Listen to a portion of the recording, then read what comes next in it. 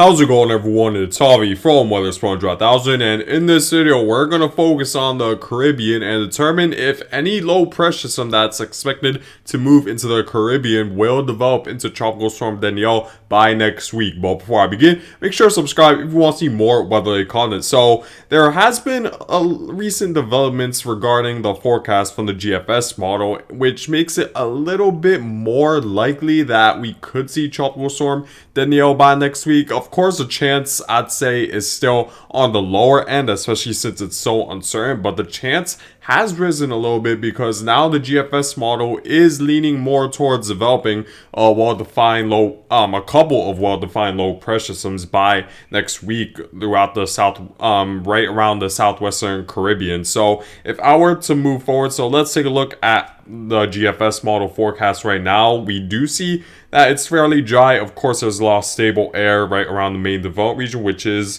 preventing tropical cyclones, which is preventing tropical waves from having a possibility of developing into a tropical cyclone. But that could change as we see more and more moisture move into the Caribbean. Actually, let me show you guys the relative humidity in the mid-levels of the atmosphere, because if we were to take a look right now, look at how much stable air there is. But if I were to continue to move forward, look at how much moisture moves into the Caribbean by next week. By Wednesday, August 3rd, we do see a well-defined low pressure system develop off of Panama, and we're going to see a multitude of well-defined low pressure systems move into the southwestern Caribbean, which could have the possibility of developing into Tropical Storm Danielle, depending on the exact track of these low pressure systems and how much they interact with land, because of course that's going to be another key factor in determining if we will see Tropical Storm Danielle off of this stream of moisture we're seeing. So if I were to continue to move forward, look at how much moisture moves in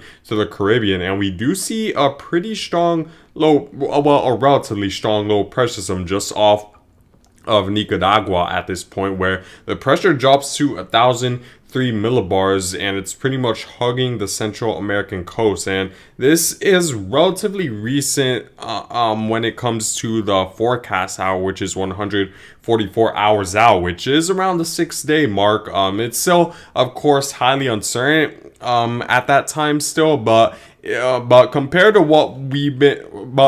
the long-term forecast we've been making over the past several videos, where we're going 8 to 10 days out, this is a little bit more in the short-term future, where we do see a pretty strong tropical wave just off the Central American coast at this time. And if I were to continue to move forward, we see that moisture continue to move northward, and this would be a worry, because if some of this moisture is able to get into the Gulf of Mexico and the conditions are favorable enough, then there's going to be a pretty good possibility we could see Tropical Storm Danielle form in the Gulf of Mexico, and it would be able to avoid a lot of the land interaction, because of course we do see that the Gulf of Mexico is very wide open when it comes to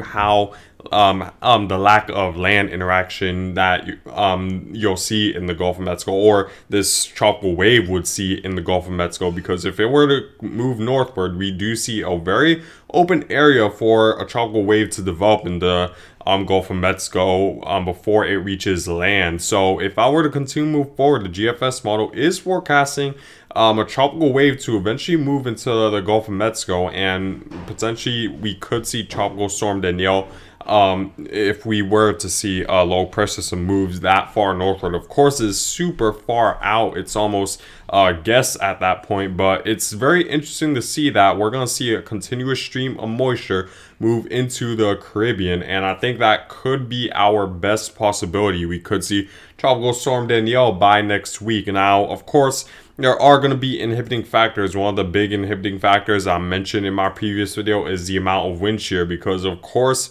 we do see a very powerful upper level high that's located over Central America at this time, and you see that it's creating a highly sheared environment for most of the Caribbean, where we do see the winds in the upper levels right around 40 to 50 knots, which are upper level winds that are quite strong, and strong enough to completely diminish the chance of a tropical cyclone developing. However, the key we're gonna need to watch over the next several days is where exactly this upper level high will be located, because we do see that small area up along the Central American coast where the wind shear would be light enough for potentially a tropical wave to organize itself and create a small, well-defined center of circulation for Tropical Storm Danielle to develop. At this point, the area where the wind shear is light is very small, but it could be big enough to where Tropical Storm Danielle could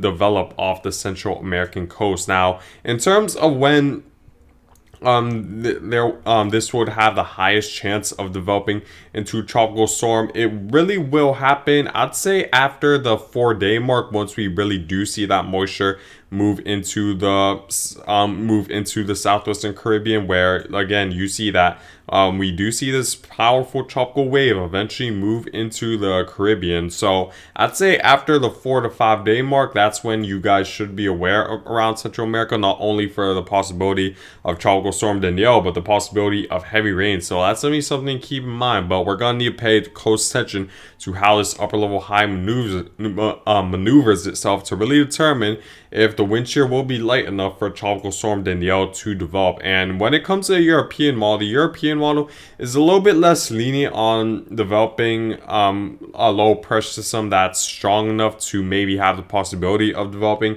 into Tropical Storm Danielle.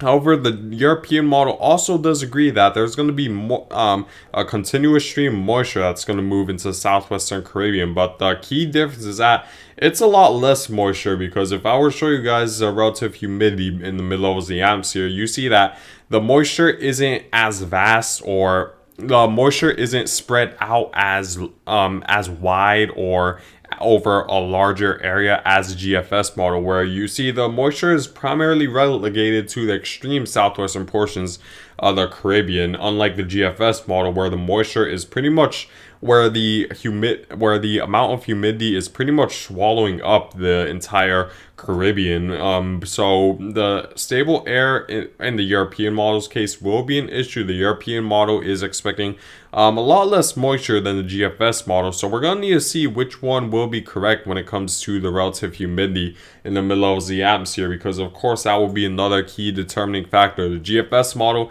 is a little bit more lenient on bringing a possibility of Tropical Storm Danielle. The European model a little bit less lenient thanks to the amount of dry air, but still expects an influx of moisture to move into the southwestern Caribbean. So it's always something to be aware of. So yeah, like I said, if this were to develop, it will develop probably beyond the 5-day mark. So after Wednesday and going into Thursday of next week, that's when we need to be watching the Caribbean more closely, because that's when the most moisture will move into the Caribbean. So it's definitely something to keep in mind over the next several days. Still a high amount of uncertainty, but there has been a slight amount of progress when it comes to determining the possibility of Tropical Storm Danielle, as it's slightly higher now that the GFS model is bringing a little bit more moisture than initially anticipated in the Caribbean by next week. So that's something to be aware of. Now, to show you guys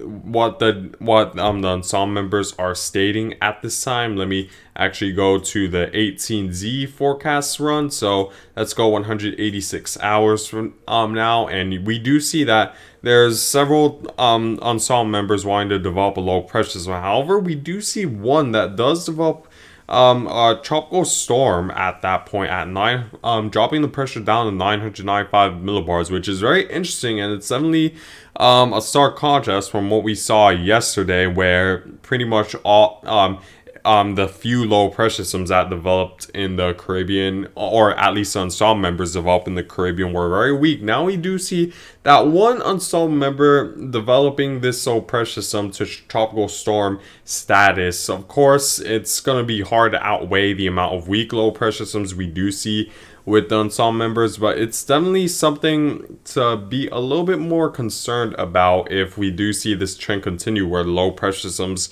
move a little bit further northward, and the ensemble members agree that it could be a little bit stronger than what we're seeing right now. So it's definitely something, a trend that we're definitely going to need to pay close attention to over the next several days. Now, in terms of my forecast when it comes to Tropical Storm Danielle, really no major updates. I will say the chance of Tropical Storm Danielle has increased, but still very slight.